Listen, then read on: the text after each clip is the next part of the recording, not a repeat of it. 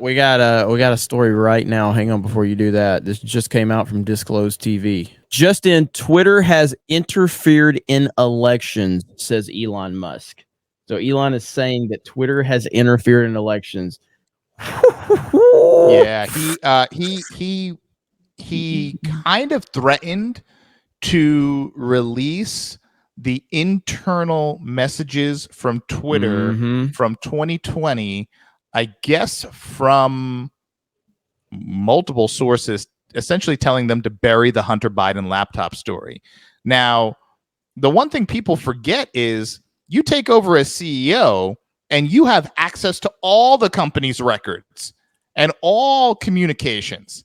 And this could be really, really devastating for the Democratic Party, and I think even more devastating for the Biden family on multiple fronts. Listen, people are all about the truth, right?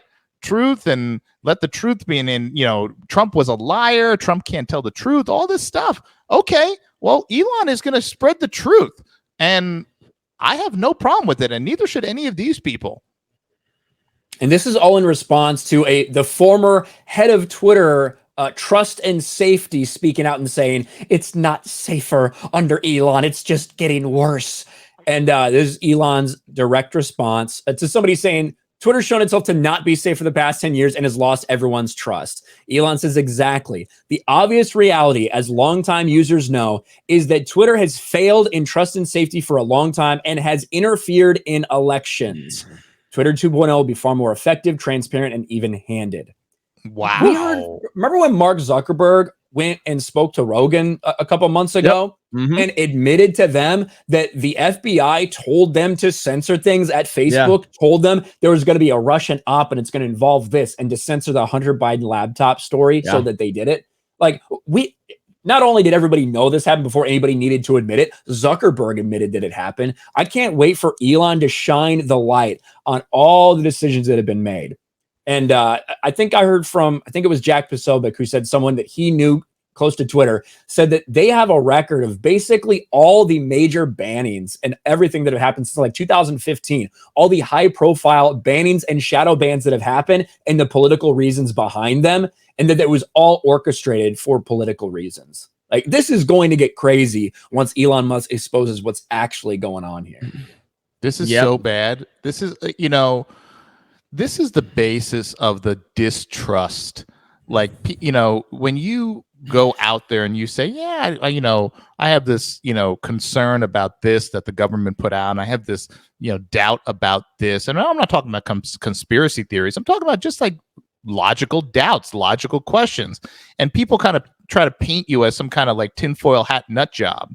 Well, I'm glad that someone like Elon is now doing this, because it's going to expose what is really happening. And the people who are out there saying that, pointing the fingers and, are trying to cancel and doing all this other garbage, this is going to silence them. If Elon releases information, facts, data that shows that the FBI interfered and essentially told Twitter, let's say, to bury this story and remove that New York Post link at any and all costs, which I think most people know after the Zuckerberg interview, most people know that that's exactly what happened. And now, I don't know if you guys saw the other day that, I forget, I was watching something, it might have been on TikTok, but this government whistleblower, FBI whistleblower, that I hear there's like now like loads of them coming out.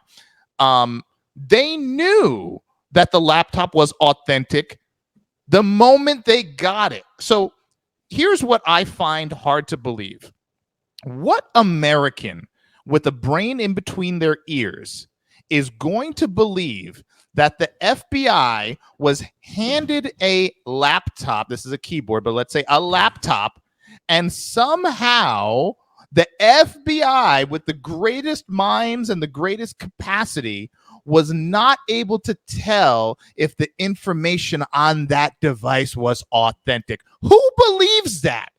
Who actually believes that? You know that they have the ability to open that laptop, break into it, look at what's on it, and probably, I would say, what do you guys think? Within 24 hours, be able to say, this is real. This is real. So I think now that some of these whistleblowers are coming forward saying, yeah, we knew what was on the laptop was authentic, and we knew that the moment we got it.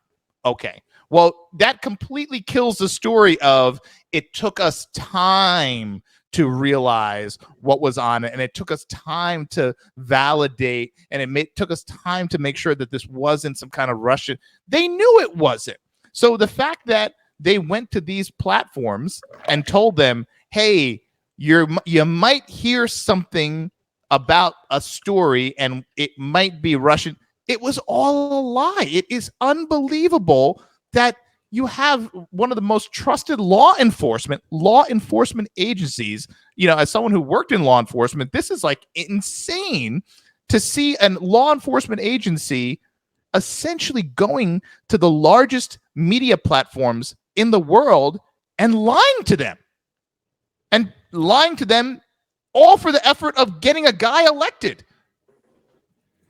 It's disgusting. And that, like, the 2020 election has eroded anyone's faith in the system, whether you're talking about voting, whether you're talking about things like the FBI, that I think people maybe didn't have like this super high, oh, I trust the FBI implicitly, but at least you had some level of respect, right? But after this, after everything that's happened, it has completely eroded the average American's trust in any and all government entities.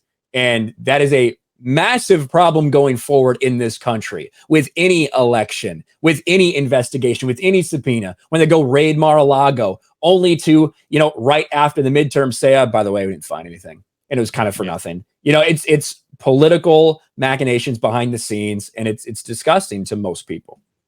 Most Americans, prior to, I would say, 18 months ago, if the FBI knocked on their door, they would probably just open the door immediately and be like, yeah, whoa, hey, come on in. What's going on? I think today, if the FBI knocked on the door of most Americans, they would probably just go through the door and be like, what do you guys want?